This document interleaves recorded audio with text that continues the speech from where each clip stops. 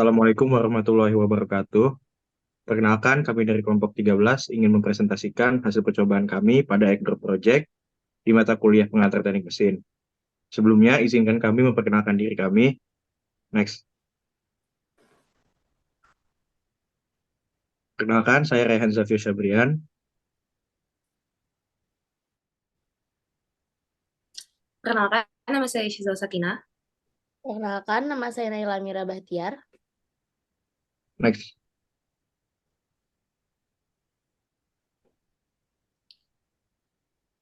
Oke, apa itu Ekdor Project? Ekdor Project adalah kegiatan uji coba alat yang bertujuan untuk membuat desain wadah yang mampu melindungi telur supaya tidak pecah pada saat dilempar dari ketinggian tertentu. Saat wadah tersebut jatuh secara free fall, energi kinetik yang berubah tidak menghancurkan telur, melainkan diserap oleh wadah. Sehingga saat wadah dibuka, telur tidak hancur. Next.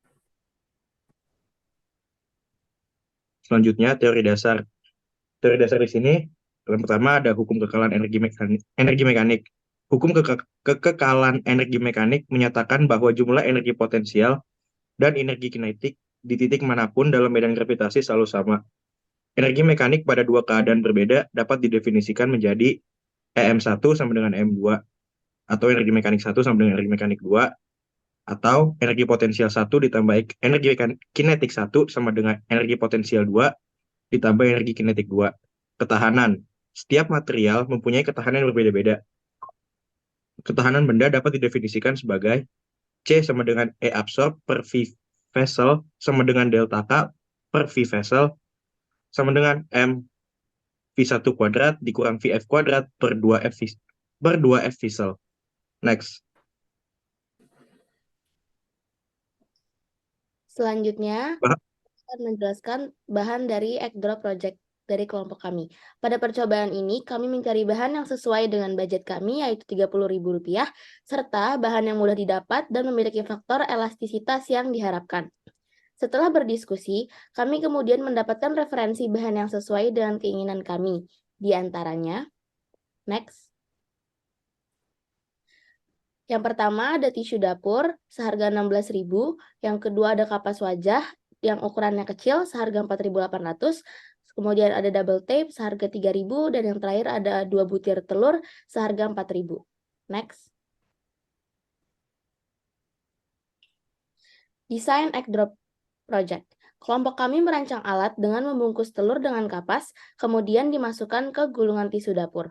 Agar tekanan dapat diredam saat dilemparkan pada ketinggian tertentu, kami menggunakan kapas untuk melindungi sisi samping telur. Kemudian, kami merekatkan semua bahan menjadi satu menggunakan lakban. Next. Kemudian di sini ada cara pembuatan dari alat egg drop. Yang pertama, melapisi telur menggunakan kapas dan tisu yang diberikan solatip. Yang kedua, lakukan untuk kedua telur. Yang ketiga, siapkan gulungan tisu. Yang keempat, masukkan kedua telur ke dalam gulungan tisu.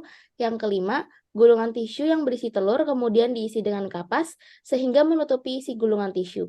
Yang keenam, tutup lubang pada kedua sisi menggunakan lakban secara menyeluruh. Dan yang terakhir, lapisi gulungan tisu dengan lakban.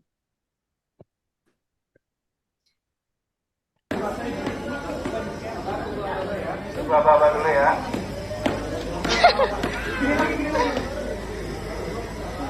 Oke, siap? Yang dilempar aja, jangan terlalu condong ke depan. Dilempar aja kalau misalnya itu biar aman.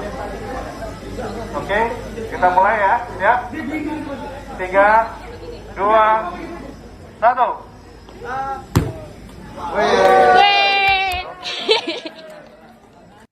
Baik, berikut adalah hasil video tes egg drop. Nah, uji coba ini itu dilakuin pada Jumat 22 Desember 2023 di Gedung Asel. Nah, ketinggiannya itu dari lantai 2. Dan ada 2 zona, seperti yang terlihat ada zona 1 yang paling kecil dan yang zona 2 ada yang kotak yang lebih besar. Nah, berdasarkan hasil tes egg drop ini, dihitung tuh ada 2 kriteria. Yang pertama itu poin dari kondisi akhir telur. Di mana kalau misalnya telurnya pecah 1, dia akan kehilangan 50 poin, terus kalau misalnya pecah dua-duanya itu jadi 0. Terus yang kriteria kedua itu poin dari target lokasi jatuh. Seperti yang dibilang sebelumnya, ada zona 1 dan zona 2 yang tertera seperti di gambar. Dan pada hasil tes tersebut, pada yang kondisi kriteria A, kita tidak mendapatkan pengurangan poin, sehingga poinnya masih 100. Kalau yang kedua, kita mendapatkan pengurangan poin karena kita hanya dapat di poin di zona yang kedua. Nah, berdasarkan hasil video yang tadi, kita mendapatkan hasil kalau misalnya dia kan nggak sesuai dengan zonanya. Nah, sebenarnya kenapa dia nggak jatuh di zona yang ditentukan itu ada beberapa faktor. Yang pertama, bentuk alat. Bentuk alatnya itu silinder. Jadi kan kemungkinan dia kalau pas mendarat terus berotasi itu lebih tinggi. Terus yang kedua itu permukaan alat yang licin. Karena kita lapisin dengan solatip, pastinya pas dia jatuh nggak ada kayak energi gesekan yang lebih besar. Maka dari itu, kita mikirin how to improve alat ini. Yang pertama itu perubahan bentuk alat.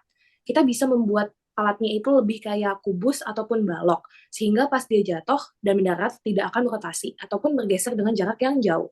Yang kedua itu dengan pemberian pemberat.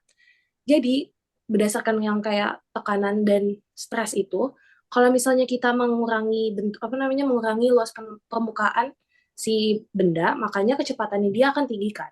Nah, kalau kecepatannya tinggi, pas dia mendarat, kita tuh nggak bisa memprediksi gimana dia jatuhnya. Misalnya dia jatuhnya terlalu bergeser dengan jarak yang jauh atau enggak.